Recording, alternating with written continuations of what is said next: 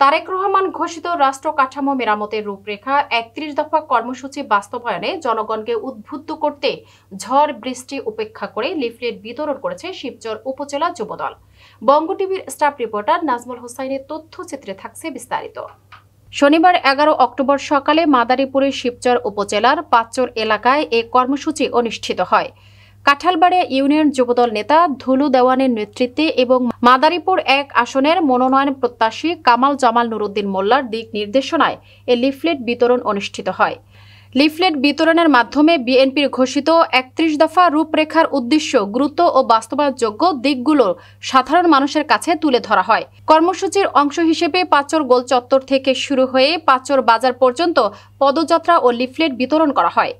এ সময় উপস্থিত ছিলেন আনোয়ার শেখ সাবেক সভাপতি, মাতবরচর ইউনিয়ন যুবদল, অনিক শেখ সাবেক বন ও পরিবেশ বিষয়ক সম্পাদক, রিকন মাতবর যুবদল নেতা, জাহাঙ্গীর মোল্লা যুবদল নেতা, ইলিয়াস শেখ যুবদল নেতা, জুলহাস মোল্লা যুবদল নেতা, কৃষক দল নেতা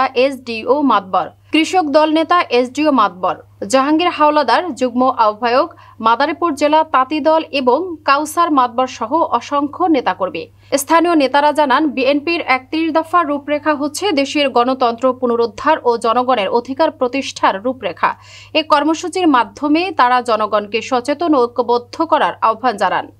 আপনারা জানেন, আমাদের দেশ নেতা তারেক রহমান ৩১ দফা দিয়েছে।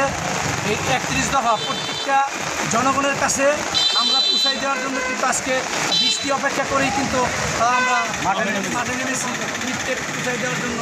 আর আমাদের শিবচর উপজেলা বিএনপির গণমানুষের নেতা জননেতা কামাল জামান নুরুদ্দিন মোল্লার নির্দেশে তার পক্ষ থেকে ধানের শীষে ভোট চাওয়ার জন্য আমরা ইতিমধ্যেই বিভিন্ন হাট বাজার মাঠে রিক্সাওয়ালা, ভ্যানওয়ালা, আপনার কৃষক সবার সাথে সবার সালাম পৌঁছানোর জন্য আসছি এবং তার পক্ষে ভোট চাচ্ছি। ধানের শীষে ভোট দিন, জনগণের সালাম নিন, ধানের শীষে ভোট দিন, জনগণের কোনো মার্কা আছে, গরিব দেখে কোনো মার্কা আছে, সেই মার্কা আগামীতে রুদ্দি ভাই, জামান ভাই আগামীতে এমপি হবে একই সুরে।